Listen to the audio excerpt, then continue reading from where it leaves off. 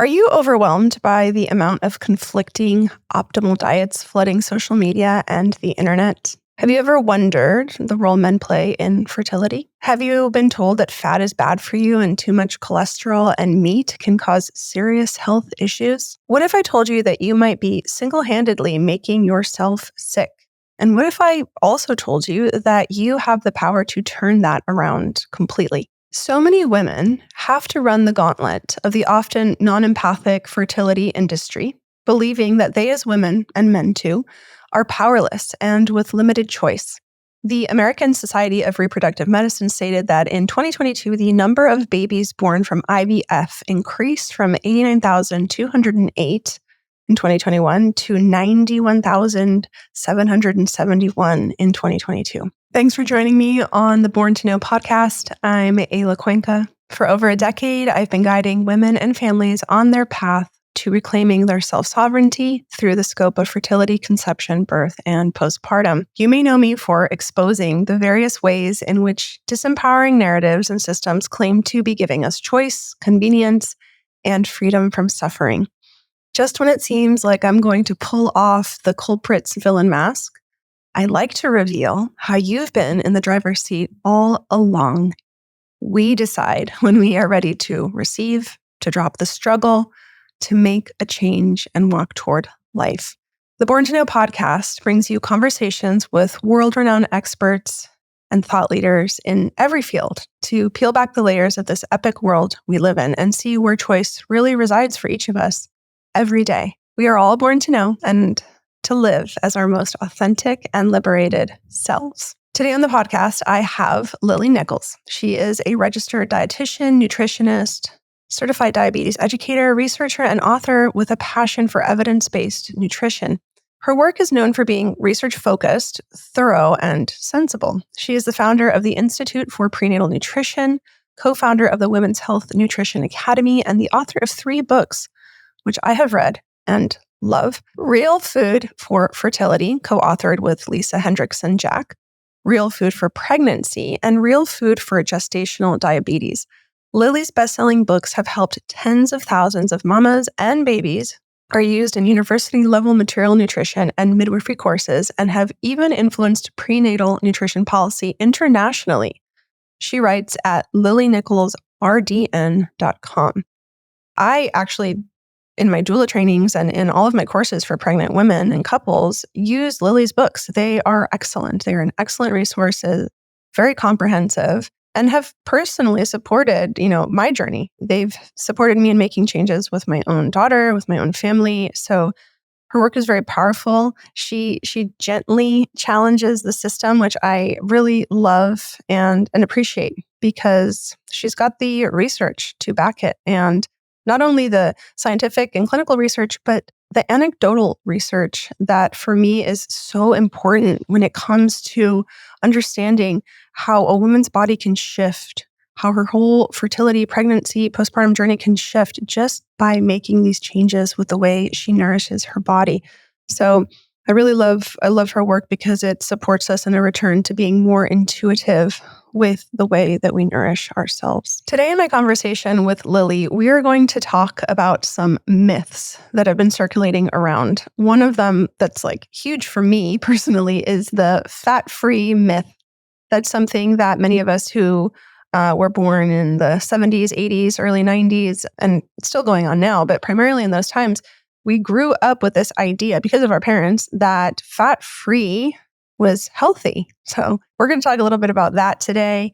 We're going to talk about sperm quality, right? And unfortunately, for those of us who have gone through IVF, have often been told that it primarily rests on the woman's shoulders, to make the changes, to go through the gauntlet, I would say.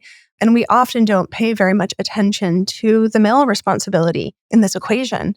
And so rather than just doing the 2 to 3 options that are offered for males in this position who have low sperm quality, we're going to talk about the things you can do at home that make a sea change in a man's contribution to this beautiful journey of fertility and conception. We're also going to debunk the Mediterranean diet. We're going to talk about how we've completely misunderstood from our Western perspective how the Mediterranean diet works and why we're not seeing a lot of success with something that seems to be so balanced.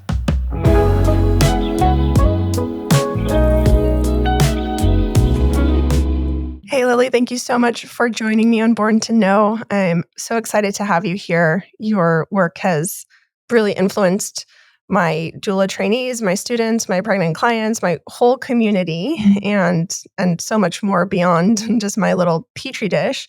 So thank you. Thank you for taking the time. Yeah, thank you. I had a challenge for my students the other day as part of their homework.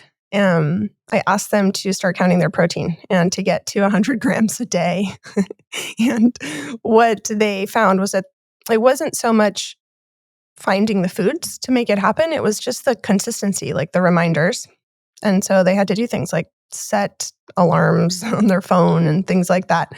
However, what they reported back is that they, instilling these principles with fat and protein and what you shared in your books, they reported that they were sleeping better, more energized, relating better, which I found very curious, right? And what that meant for everybody. And then also having sustained energy throughout the day, right? And like we think that this is common knowledge, but as I'm sure you've seen over the years, it's just not. We've come pretty far from knowing how to nourish ourselves so that we are functional, feeling good, and excited about living life. So thank you. I'm very, very stoked. How are you doing today? Doing great. And I can relate to the protein thing because even though I write all about this stuff, that is my major reminder for myself. Am I getting enough protein? Because when I don't, the effects are noticeable, right? You immediately, it's like, why am I so irritable? Why am I so hungry? Why am I so snacky? Why am I so whatever? And it's like, oh, I didn't get enough protein. Yes. Okay. Let me fix this. Yeah, exactly. Could you give just like a quick glimpse for those of the people listening who are not familiar with your work, just a quick glimpse as to how and why protein throughout the day is going to sustain certain levels to make us more functional, optimal in our performance? Yeah. So I know it's very complex, but I'll try to keep it as simple as possible. We get energy from food from three places: protein, fat, and carbohydrates, and they all have different effects on our system. Protein in particular is a macronutrient that doesn't raise our blood sugar significantly. It gives us a nice, sustained energy without a big spike and crash, which you get from carbohydrates. So if you're eating just oatmeal for breakfast and that's it, or oatmeal with banana, like carb on carb, you'll have energy for the short term, but that is a big blood sugar spike followed by a crash where you feel ridiculously hungry and snacky and low energy and irritable and not great, usually within an hour or two of having that oatmeal, right? So when we have protein instead for breakfast, or even protein paired with some carbs like oatmeal or banana or bread or whatever it is, it really helps to stabilize our energy levels for the long term. We also have to think about what in our bodies is using protein. All of our cells are made of protein. All of our enzymes in our body are made of protein. As we're rebuilding tissue, rebuilding muscle that's been, we get micro damage to our muscle as we exercise, even though it's good for us. We need protein to help repair our muscles and keep them functioning. It supports our lean body mass, which supports our metabolism. We're better able to utilize fuel by having protein. Protein, along with the fat that tends to come with it in whole foods, helps to support our hormone production. It provides amino acids that helps to support our neurotransmitters that help us feel good. It just has so many different vital functions in our body. And I think one of the, key pieces that gets left out of this conversation is, our protein requirements, as stated by the dietary guidelines, are an underestimate of what the body truly needs. So we have all of this messaging around everybody eating too much protein. You've probably heard that before. Oh, Americans eat way more protein than they need, or Americans are eating too much meat. And that is only true in the context of our current RDA, which is an underestimate by at least half. of what our protein needs actually are. Most of us need double or even more than that of what the recommendations are. And when you look at that as a benchmark, as a lot of the protein researchers keep calling out, we need way more than we previously thought, then almost nobody is getting enough. So even your example of getting, about 100 grams a day, that's not even that high. But for a lot of people, I mean, if you look at the RDA for protein, it's like 45 to 55 grams for an average woman. That's way too low to function like a normal human being. So you, for your doula clients, have just recommended double that amount. And even that is kind of like a minimum benchmark for most individuals. And this makes me think of a good friend of mine, Hillary Boynton, and she started this amazing program where she's cooking whole foods using raw dairy, fermented foods, meat, and fat in changing lunch programs at schools, basically. And she's out in LA, and she talks about her story where she was part of that fat-free era that a lot of women went through, right? Where it's like non-fat milk, non-fat cottage cheese, non-fat everything, because fat will make you unhealthy. And so I know you've worked in policy and creating guidelines and, where did that come from? Like, still, I think there's like an echo of it still happening, right? For those of us who, had parents that were living in the early 80s, 70s and into the early 90s, fat free and even margarine, right? Like, don't get the butter, get the margarine. And so what was the motivation behind this fat? Yeah. So, I mean, you have to go way back in history on this. And Nina Teicholz has done a great job writing about this in her book, The Big Fat Surprise, by the way, for anybody who wants to really dig into the history of what went on. But a lot of this, it comes down to corporate corruption and research corruption. But there was an American researcher, Ansel Keys, who traveled around, did some dietary surveys, was trying to draw a connection between saturated fat and cholesterol intake and heart disease. And his methods were quite shoddy. I actually write about them a little bit in Real Food for Fertility when I'm kind of debunking the Mediterranean diet.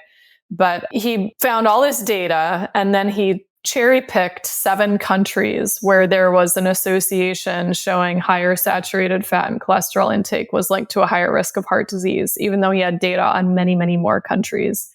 And the 7 countries study was published. That ended up influencing the American Heart Association, lobbyists. The sugar industry was very happy about this and had a role in sort of moving the focus of policymakers on from looking at sugar as a culprit to, health issues and looking instead at fat. That also was a boon to American industry because we could move away from imported tropical oils like coconut and palm, which are high in saturated fat, move away from animal fats and make use of all these crops that we're now monocropping with industrial agriculture, which produce mostly unsaturated fat. So our corn, our cottonseed, our canola, our soy oil.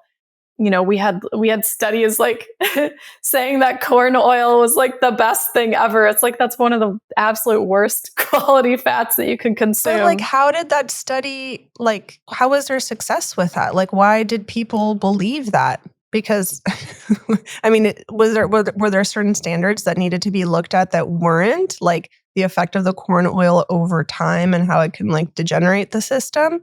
Were they done just so that it did highlight the benefits of corn oil? I don't get it. Because they had made this association with cholesterol and heart disease, anything that we did in a dietary intervention study that would lower cholesterol even temporarily would be a boon. So you give people a lot of unsaturated fats and you do often see their blood cholesterol levels go down.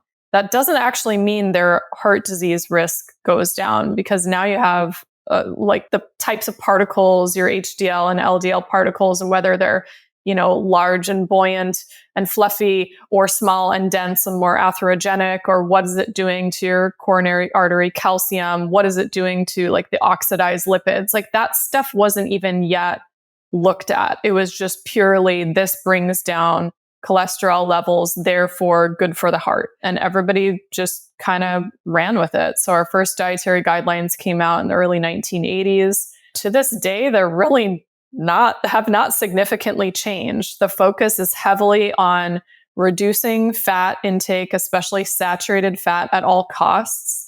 Cholesterol actually has been removed from the nutrients of concern list quietly, but wasn't really publicized, but they still focus very heavily on reducing saturated fat. So all the dairy is low fat or non-fat. All the meat is lean. Again, since they've more recently moved away from cholesterol limits, there's less focus on eggs. But at one point, there was heavy focus on reducing your egg yolk consumption because of the cholesterol content.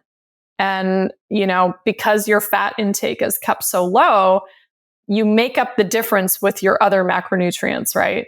Protein can only be consumed to a certain amount because it's so filling, it's so satiating that even when you put people in a research study on like a 40% protein diet, they max out at like 25, 30%. Like you cannot overeat protein. So the difference is of this balance between carb and fat. So when you keep the fat intake super low, you end up with dietary guidelines that promote a really high carbohydrate intake. And that's what spurred the whole food industry to create, remember those Snackwell's fat-free cookies of the 80s, right? They're like, everything's fat-free. Yeah. And super high sugar, super high carb, absolute metabolic disaster, but it has no fat or is low fat. That was the whole era. So we're still dealing with the consequences of those guidelines. Yeah, I mean, I remember it wasn't like that in my household. My mom grew up in Nicaragua, so I grew up eating cow tongue, cow heart, liver, those kinds of things. Yeah, and goat milk. We always had goat milk in the house.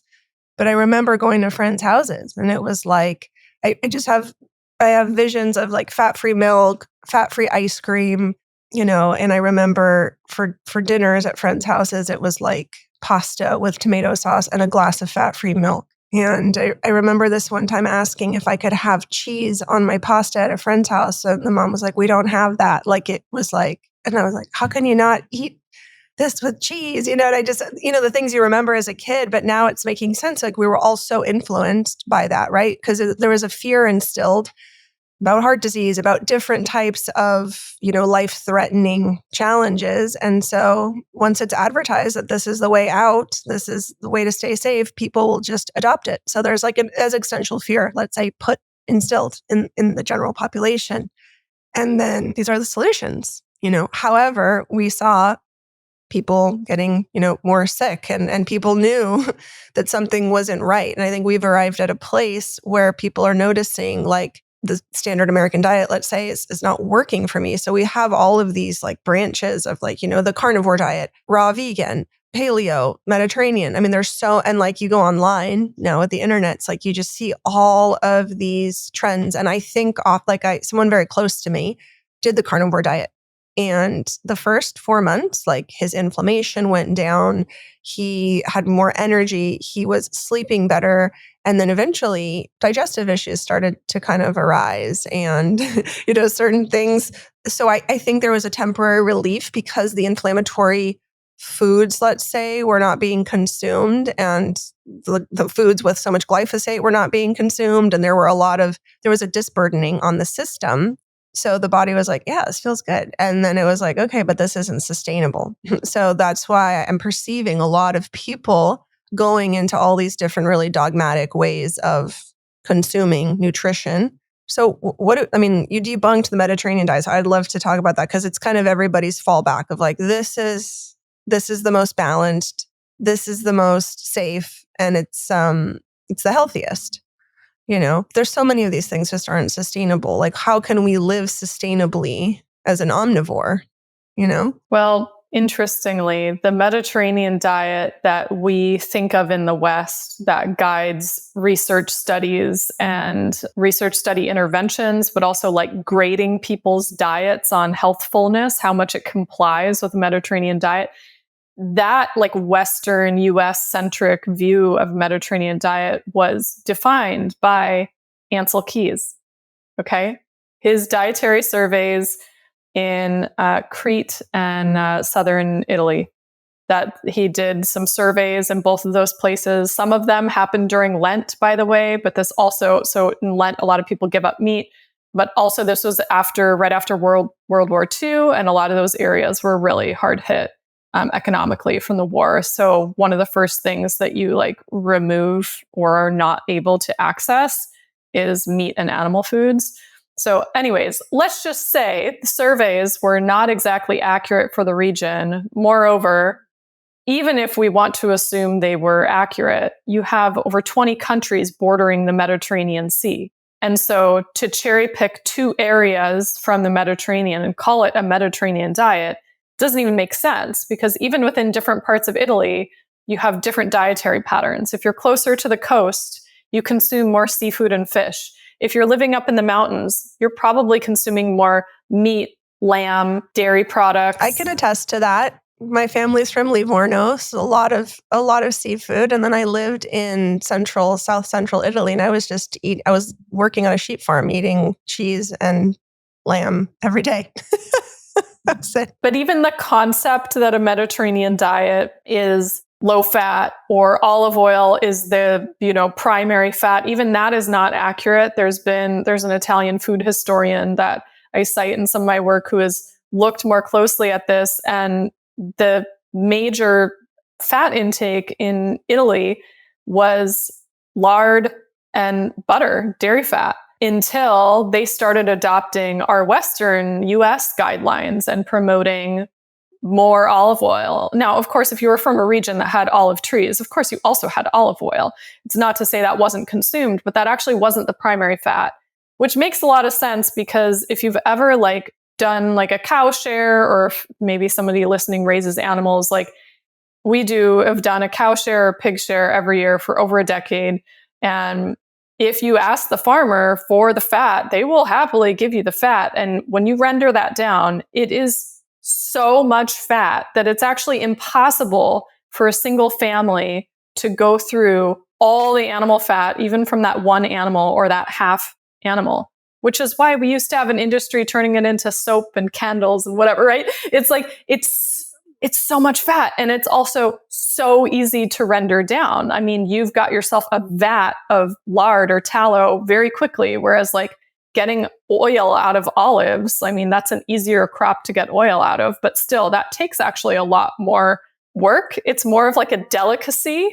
Yeah, a lot of energy in the harvest and the pressing and so it doesn't even make sense from that perspective. But yeah, let's just say, our Western definition of a Mediterranean diet is not even accurate for all of Italy or all of Greece, but it's certainly not accurate for the whole region. What they consume in Turkey, Algeria, it's Albania, it's all different than what they consume in that other part of, southern Italy. Yeah. Right. So we've had a false perception, or distorted perception of the Mediterranean diet, which is really what it is. But if we go to the authentic original, it looks quite different than what we've been writing about in these different culinary magazines and books and referencing. Because I know that's what it is. I get the fat from the olive oil. It's a lot of fish, some grains, and vegetables. We don't really hear about, eating the whole lamb. Right. And for the region, I mean, the big benefit of it, even if you apply the American definition of a Mediterranean diet and provide that for the average American, it is an improvement upon their diet quality, because you've now displaced ultra-processed foods. So it always is going to be of benefit, but we do have some studies where they've done a Mediterranean diet, but they include red meat, and it hasn't shown detrimental effects in the study results, right? So, I mean, yeah, we need to take the good parts of it. The emphasis on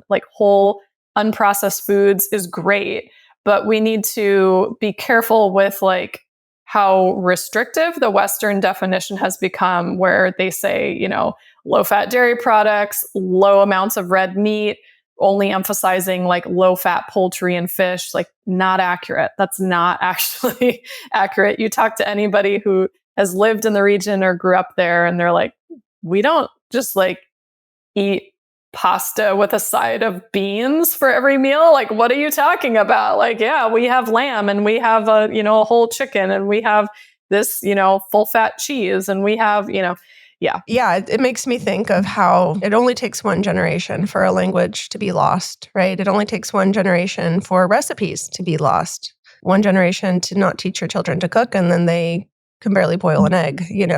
If they're not seeing us in the kitchen, preserving these recipes and these traditions with food, then, what tools are we really giving them for survival, right? For me, it's such a survival tool to be able to know how to grow, on a basic level, herbs and vegetables, take the eggs from the chickens out in the garden, those kinds of things. And my knowledge, even so limited, I've had to really unlearn and relearn so that I could provide some of that for my daughter in an urban environment, right? And then seek out different Amish resources in the state of Florida so that I can access meat that I believe, meat and animal products that I believe are high quality, find local apiaries, things like that. So it's like I'm teaching her how to find the resources, whereas I really wish I was teaching her to produce them herself, but at least knowing how to source is a start, right? But, teaching her how to cook, and I have, Italian background, Nicaraguan background, Slovakian background. And so it's like trying to pull tradition from that so that she has kind of like a curation of potential dishes. And when I go deep into those cultures, it's so much about the organs, the innards, so many things that I don't have a lot of fluency with, So as I'm trying to teach her, I'm also learning. But I know that many of her friends, they'll get together, and she's 8, and they'll, come with snacks, and it's like they are all processed, prepackaged, kid friendly. Right. Kid friendly, meaning like, I don't know what that really means, but I don't actually know that. And, I offer them certain things to eat, like beef salami, different things that are like not super out there, and they are like, oh, their palates are completely, I don't know, like not attuned to that. So I feel like we even lose the taste for it, right? Even though the body might be craving it and needing it, it's like we lose the taste for it. It only takes one generation. So it's an interesting. There's a Yemeni chef in New York. His name is Akram, and his whole mission, he didn't know how to cook, but his whole mission the last few years has been re-interviewing and researching Yemeni people to get recipes from various regions to bring back, to reintroduce the culture of cooking into homes, because there's a health crisis with young people, children. We've really come to normalize a lot of these health issues as just like, well, it's tough having a kid. It's like, that's kind of it's just tough having a kid, and we have to make all these accommodations. I don't think we realize how simple it could be if we reintroduced whole foods back into their world. But it requires us as adults to make personal shifts as well, right? So yeah, it comes down to what the kids are exposed to at home over the long term. And I mean, I know I've got 2 kids of my own, and they can be picky eaters sometimes. I mean, my older one has come out of it now. There's like those natural stages of development where they want to exert their independence. But if you simply have less of the ultra processed stuff around, it just doesn't become an option, So yeah, it's tricky though. I feel for parents out there. We have to just keep cooking and modeling. yeah. And I know it's a challenge because our modern lifestyles have completely changed, right? We don't have the capacity or the spaciousness to cook. It's like we have to plan this 2-hour window amongst all the other things to be able to prepare a meal, you know? So it's like there are a lot of pieces, in my perception that have to shift to create the space for healing and nourishing through food. Yeah. And I mean, would you say that you've seen, so if we go into fertility, would you say that in this luxury, I'd say, to be able to plan to conceive, which we don't always get that luxury, sometimes it just happens, right? But if you're in that space of wanting to nourish the body, stabilize, replenish, do you see that in fertility, a nutrition for fertility, it impacts the rest of the pregnancy, it impacts the woman's postpartum, and ultimately impacts the baby once it's out of the womb? Like, is it one big web? Yes, 100%. So, yeah, preconception, diet quality is influencing both egg and sperm quality. And this goes back months prior to conception, by the way. A lot of the stages of very early development of the embryo, implantation, the formation of the placenta, the formation of all the internal organs during embryogenesis, those are all really heavily reliant on your nutrient intake and your nutrient stores, which is why we've had such an emphasis for decades on things like consume enough folic acid preconception, which is not entirely true, but there is a role for folate and a number of other nutrients in this very early development that can actually reduce the risk of certain birth defects, neural tube defects being some of them, congenital heart defects, congenital diaphragmatic hernia. Like there's a number of things that can be impacted by these micronutrient levels.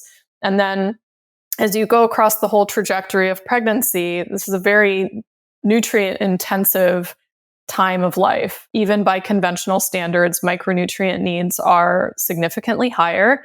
And if you're not meeting those, and I would say even exceeding those, because those recommendations are an underestimate of the true requirements, you end pregnancy in a nutrient depleted state. And yet you are now entering the most nutrient intensive period of your life, which is lactation. The nutrient needs for postpartum and lactation are higher than even the third trimester of pregnancy. And you're kind of starting from a depleted state. So the best we can do is if, again, like you said, you have the luxury of planning a pregnancy. If you do, optimizing your health and nutrient intake pre-conception. And then again, pregnancy sometimes throws things for a loop with, nausea, food aversions, whatever, but keeping up your nutrient intake as best you can despite those symptoms and continuing with the replenishment postpartum. Yes, this is what sets you up for the healthiest baby with the best optimized brain development and growth and all of that. But also to have you start out as a new mom, or maybe second, third, fourth time mom, from a less nutrient depleted state than if you had not optimized these things during your pregnancy. So it does help significantly with postpartum recovery. You look at we talked about protein requirements at the beginning. Protein requirements are higher across all age and sex groups of the population, but especially during pregnancy and even more so during postpartum. Your protein needs are higher postpartum.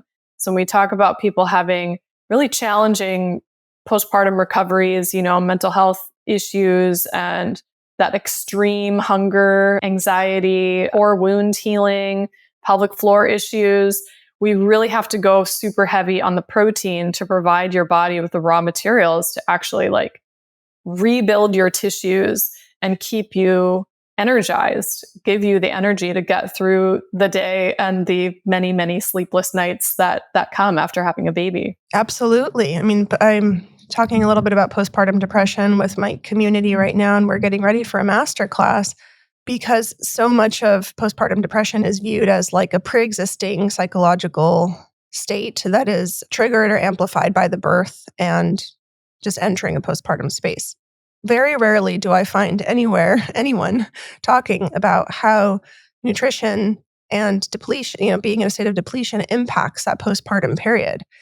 And, being in the birth space now for over a decade, there's so much emphasis on what to do during the pregnancy with some suggestions about, preconception and then maybe some suggestions about, postpartum. But it's really just I have to be good during the pregnancy and then it will be fine.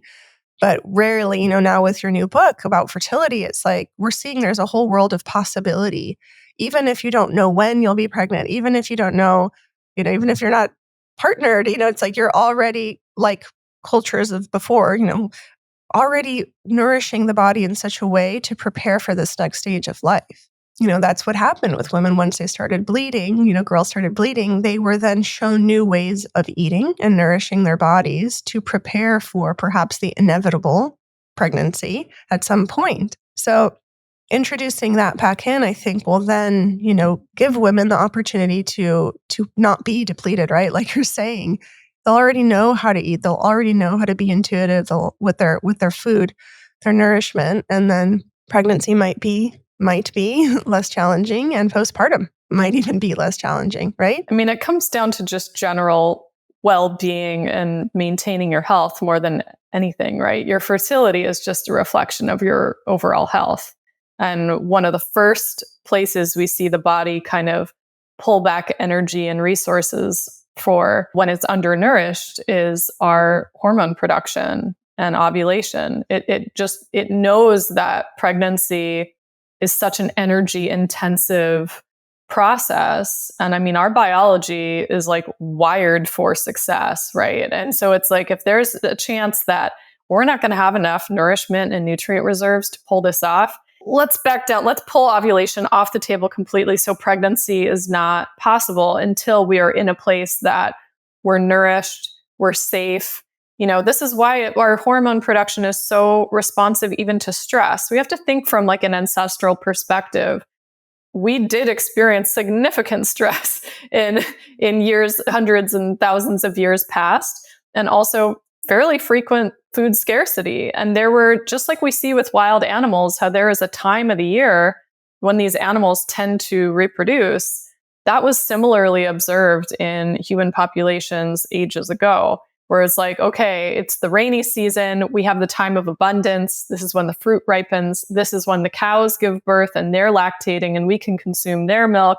This is when this animal is large enough to harvest, whatever. That corresponded with the time of greatest fertility in human females as well. And then in times of scarcity, your body is just no longer ovulating for that time until it has that abundance and safety to begin to ovulate again. We're in a totally different time of, human life now where we have abundant calories everywhere. It doesn't necessarily mean that it's, high quality calories and they're coming along with all the micronutrients we need, but we have an abundance of energy, not necessarily an abundance of nutrients available.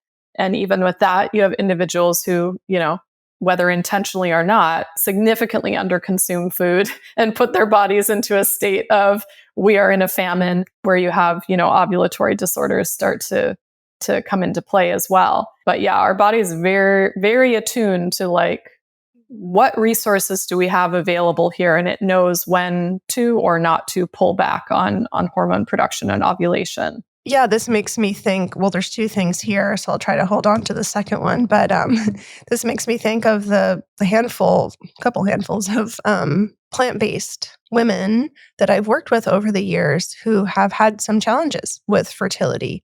And they've said to me, I've felt fine my whole life. Like I was inflamed and I was overweight and I was this or that. And, now that I'm plant-based, I feel good. And, meanwhile, they are having some issues like opacity in their teeth and other things, hair loss that I'm noticing, right? But there was something else more significant that made them feel like now they're in a better state of health. However, they can't get pregnant.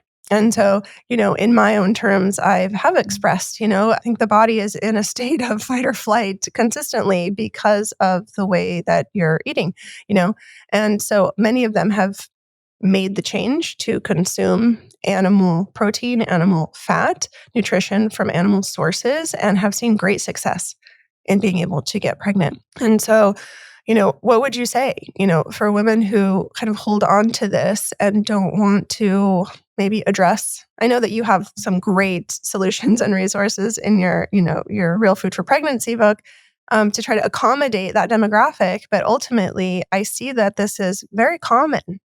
And they go on to have some challenges with preterm labor and even challenges producing breast milk. Yes, it can be a major issue. It's funny in if I look over the trajectory of my career and my writing, I used to really shy away from addressing this topic directly because people almost have like a religious dogmatic view, about these things. And there's, there's ethical, there's also full-on religious reasons for people choosing to eat this way. So it's funny and how it's kind of shifted over the years because I didn't address it at all in my Real Food for Gestational Diabetes book. And then in Real Food for Pregnancy, I put in a section at the end of a chapter on vegetarian diets. And now in Real Food for Fertility, there's a whole full-on chapter just calling out the potential issues with a vegetarian diet.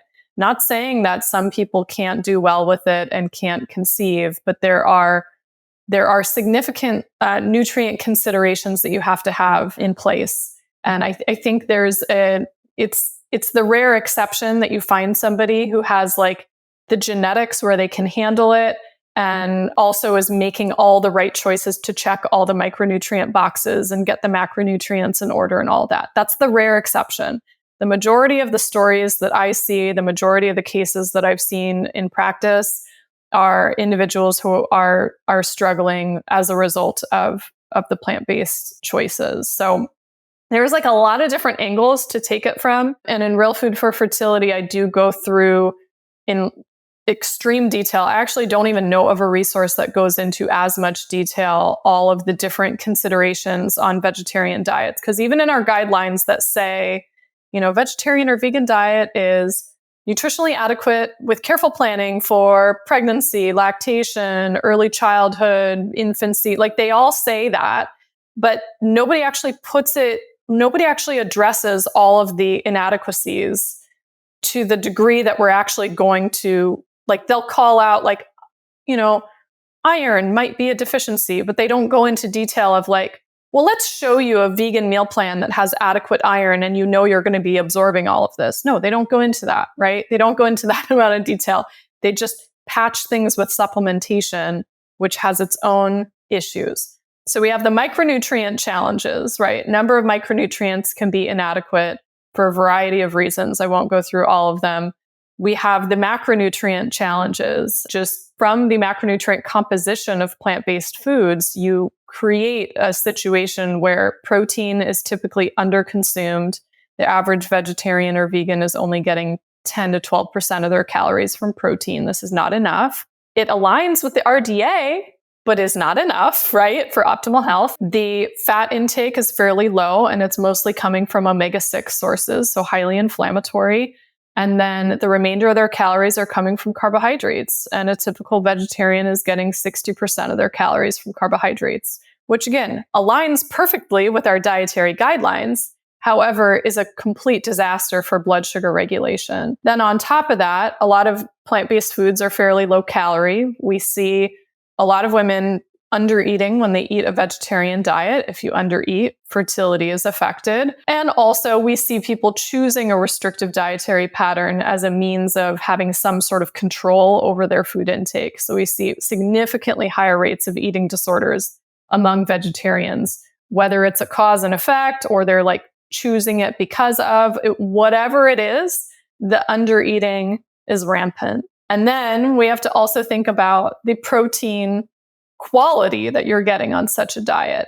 People don't realize this, and I was actually not taught this in my dietetics training. I only learned this in the research I did for Real Food for Fertility, that our RDA for protein, which is already way too low, is set with the assumption that vegetarians are getting half of their protein from animal-sourced foods, meaning eggs and dairy products, okay?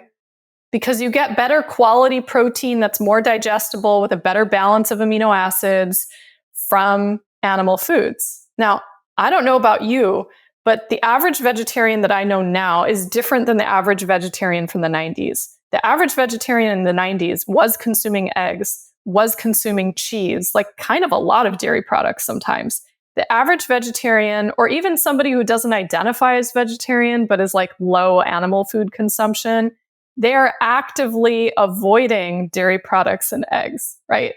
And so they found that vegetarians, if they're eating more of these plant-based proteins, they actually need more. Like they should have a separate RDA set for vegetarians that's at least 20% higher to account for the low quality protein, the poor amino acid ratios, and indigestibility and accessibility of your body to even make use of the amino acids that are in there.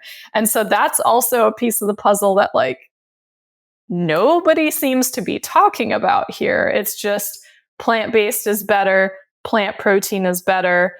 Nobody really like digs into the details on this stuff and gets real about it, because what I see is a higher rate of menstrual cycle issues, particularly hypothalamic amenorrhea in the women who are under eating, in the women who are getting enough calories because the carb intake is so high, protein so low, the fat quality is so bad. You see polycystic ovarian syndrome more common among those women. So like, either way, you either got somebody who's starving or somebody with significant blood sugar and insulin dysregulation, both of which have carryover effects on fertility. So, you have to get real with yourself. Like, how are your menstrual cycle parameters presenting? Are you ovulating regularly? Do you have strong signs of fertility? Are there issues there? Have you had challenges conceiving, like longer than you expected? You're not conceiving. Couple that with women who've been on hormonal contraceptives for many years, which depletes many of these micronutrients as well. And it's like a double whammy, right? You got like the nutrient depletion and all the carryover health effects from birth control coupled with this low nutrient intake. It really takes a lot to replete those nutrient stores and bring fertility back online. Absolutely. And this is also for me like one big piece of this IVF industry puzzle, right? Where it's like, so I know so many women who have gone through the gauntlet of IVF, and it was never presented to them that they could potentially turn things around by making different decisions with how they nourish their bodies, right? They were basically told, they went for a panel of some kind, told they have an issue, and the most direct, effective way to deal with it is just to do IVF, and not to mention the host of women who are kind of corralled into the IVF world simply because of their age, which if you're familiar with me and my work, I don't consider age to be as dramatic of a factor as the general population does. So a lot of women end up going through this very expensive, depleting, dare I say, traumatic route of IVF simply because they were not nourishing themselves properly and unknowingly distorting their body's capacity, impeding their body's capacity to produce healthy fertility conditions. And even if you need IVF, you can improve the chances of IVF success with nutrition, right? If you want your endometrial lining to be sufficiently thick for them to even do a transfer, you've got to be eating enough protein, enough meat. I was contacted by a woman who had done IVF in the past, and then she was going to do it again and went on a vegan diet a month before her supposed transfer. And the second one, the first one was successful. Everything was fine. And then she had trialed out a vegan diet, and they're like, what happened? Your lining is so thin. Like, we can't do the transfer. And she's like, I realized right then it must have been the only thing I had changed was the vegan diet, right?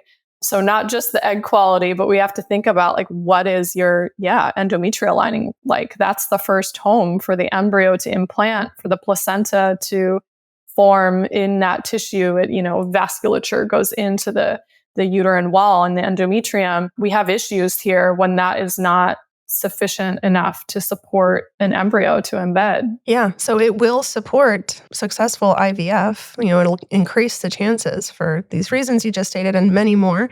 So please get Lily's book.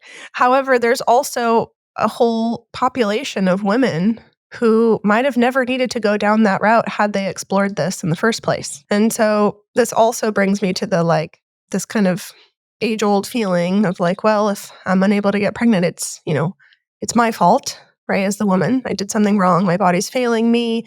It's not meant to be. There's a lot of shame woven into that. Even with, unsuccessful rounds of IVF, it's like there's a whole of insurmountable pressure that's created, self-created very often, and maybe socially too.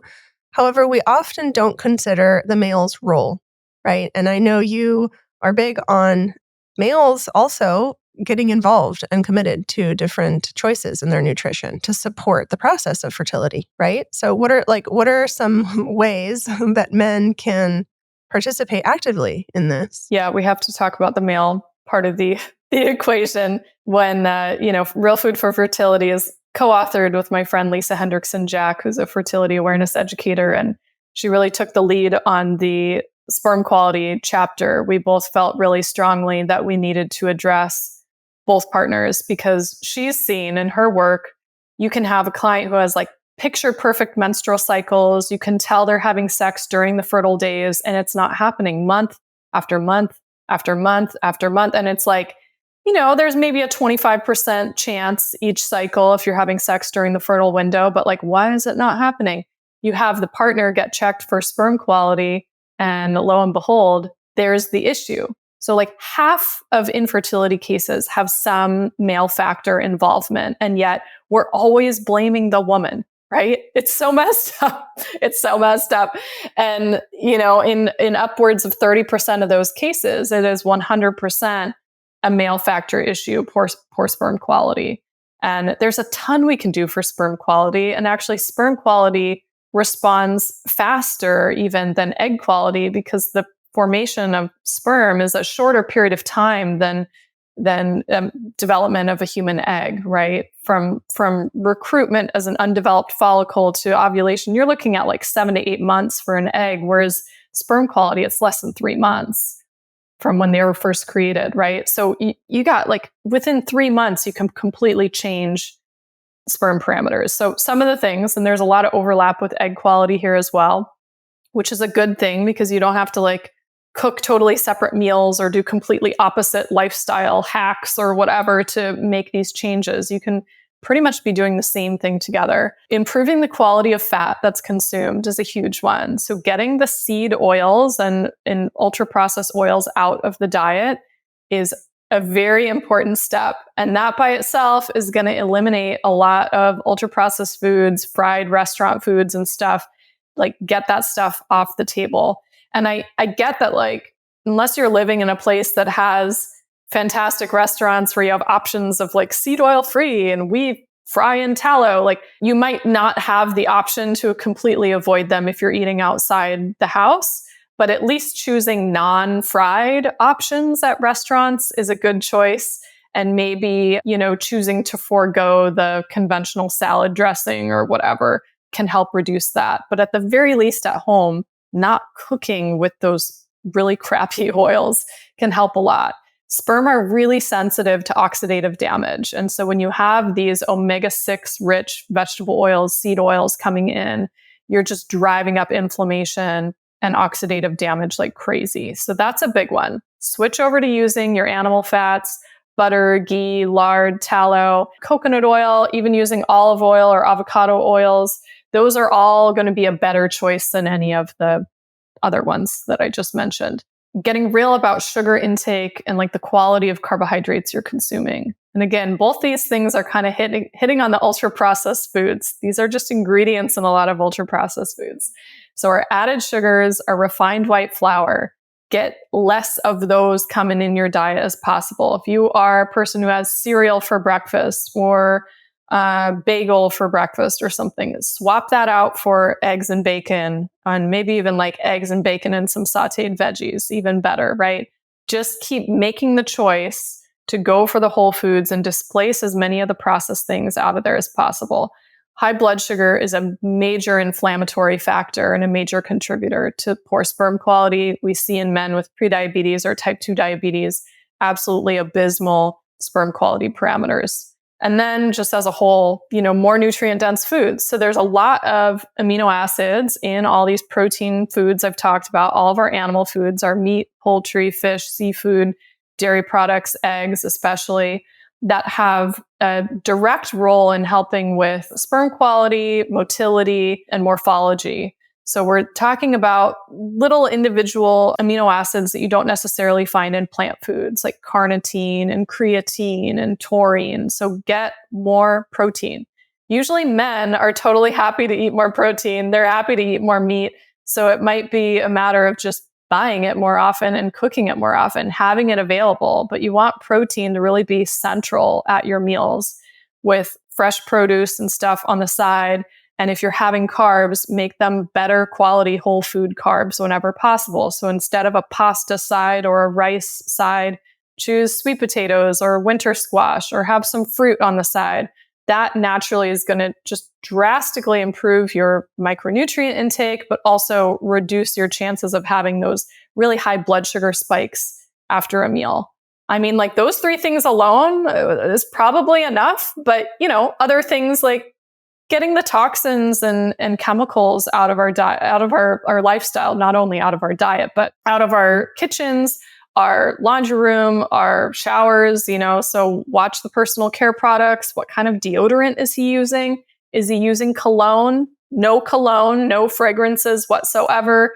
Getting clear on your laundry detergent, dishwasher detergent, like no fragrance plugins, cooking in glass and stainless steel and cast iron instead of nonstick. Like all of those little changes do add up to less of a toxin load, because both egg and sperm quality are really highly sensitive to the toxins we're exposed to in our environment. And unfortunately, we're virtually surrounded by toxins, whether we like it or not. So we may as well reduce the ones that we have some control over. And a lot of men are exposed to more chemicals in their work environment than women are. So especially if they're working in, landscaping, and they're exposed to or spraying pesticides, or they're working in construction, and there's just like an array of chemicals you're exposed to on a construction site, right? How can you mitigate that exposure as best as possible? Like personal protective equipment, maybe working in environments that have less exposure, maybe choosing not to be a pesticide applicator. Like these can all be, there's always going to be different ways that you could, approach reducing your exposures. Wow. Yeah, I think just with those tips, it could make a world of difference, because what are the common, I guess, solutions given by the more mainstream conventional system when a man has poor sperm quality? Like, what do they typically say? I wish I could tell you they were told, something useful, but I feel like most often the answer is that you need to go through, there's a procedure called ICSI where they can separate out the healthier sperm from the less healthy sperm. And it's usually, they do this as part of the IVF process. So if his sperm quality is poor, they're often not giving you much that you can do. They might say don't ride your bike so often or put your laptop on your lap, because we know overheating the testes is a significant contributor. But I feel like there's very little, for at least what I've heard from men and working with, their urologists, they're not giving them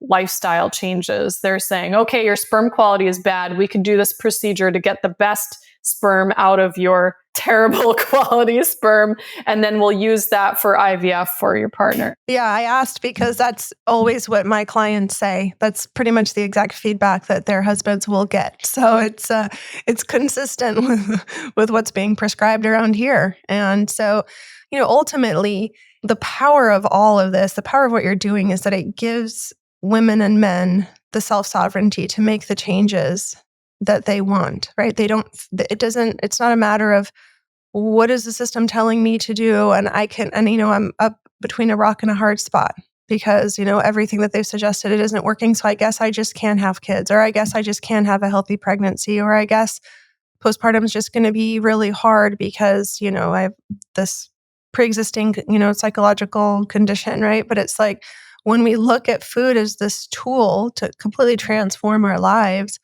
we actually have a lot of power. And it's something we can always try before going down these other routes that can be quite disempowering.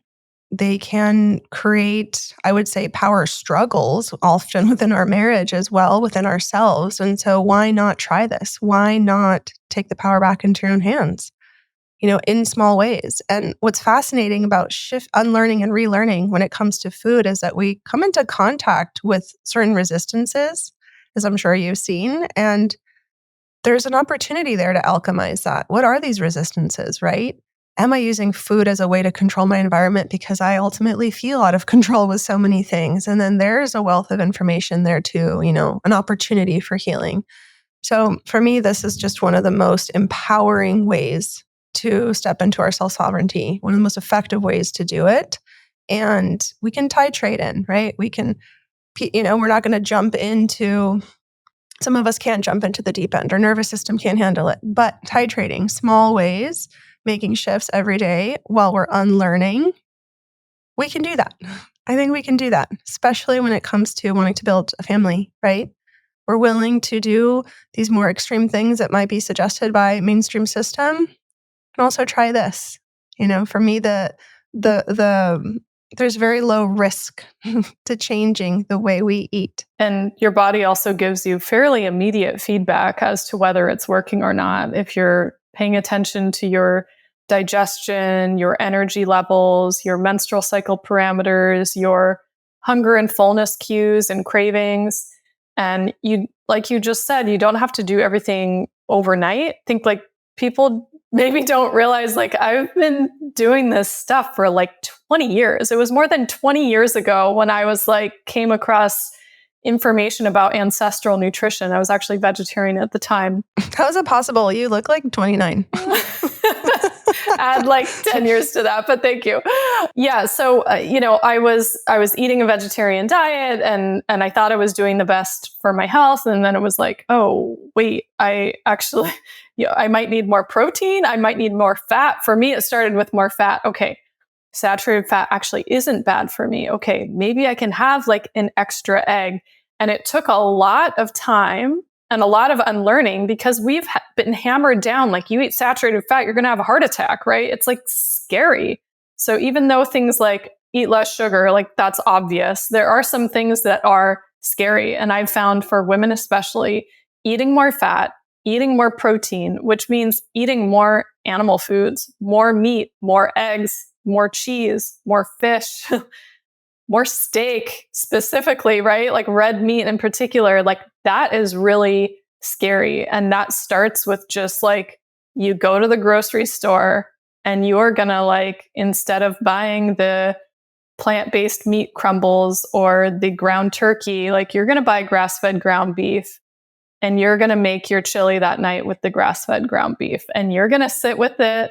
And you're going to like see how you feel after the meal and see how you feel the next day. And eventually you're going to move on maybe from the ground meat and you're going to get like a chuck roast and you're going to make like old fashioned grandma, like pot roast or stew or something, and see how your body feels after having a meal that's actually like has what I call it like food of sustenance. Like it's like this deep seated, like you feel energy like to your bones, you feel nourished. You don't get that when you're following dietary guidelines or eating this like salads for every meal or whatever. And you have to experience that firsthand and be okay with like feeling full after a meal. Like people are so freaked out about like feeling satiated. Like everybody, oh, I just want to eat light. I'm just going to eat light. I'm just going to have fruit. Like, no, that doesn't cut it. Like, nothing against fruit, but like, that's not a meal, my friends, I think they say that because they're so used to overeating on garbage that you actually do feel full and horrible. But I don't know that they know what it's like to get full on high quality whole foods, right? So it's just an idea like I can't eat to fullness because like, digestion issues, reflux, all heartburn, all kind. But that's because they're used to the fullness and it's scary and really uncomfortable. So we got to change the ingredients. You got to unlearn this stuff. Yes, exactly.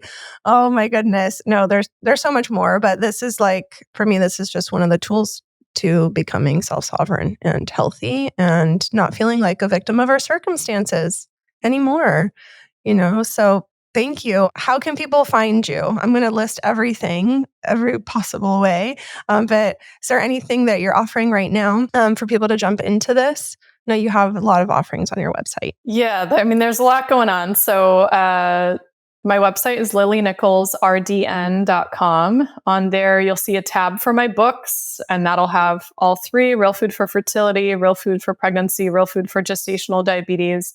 We were mostly speaking about fertility for today. So if you're interested in that one, head over to the Real Food for Fertility website. It's realfoodforfertility.com. You can download the first chapter of the book for free, which actually has the introduction and the foreword and all sorts of other information, full table of contents, so it gives you a very good overview and feel for the book without having to spend a dime, right? So you could check that out. Let's see, back over on my main site, lilynicholsrdn.com, I have my blog. There's hundreds of articles there.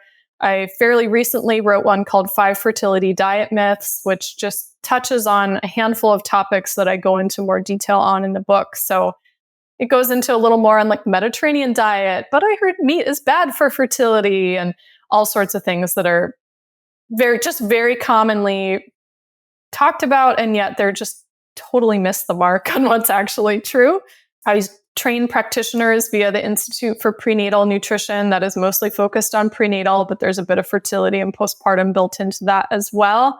That information's under the services tab on my website. So I don't know, I can keep going, but just peruse the services. There's all sorts of freebies on my site, and you can find me on social media, mostly on Instagram. I'm on all the platforms, but I'm most present there. And my handle is the same as my website. So it's Lily Nichols, RDN. Awesome. I'm going to list it all there anyway. So those of you who are listening now, you have the info. Thank you so much, Lily. It's always a pleasure to connect with you. I value you so much and what you're doing in the world.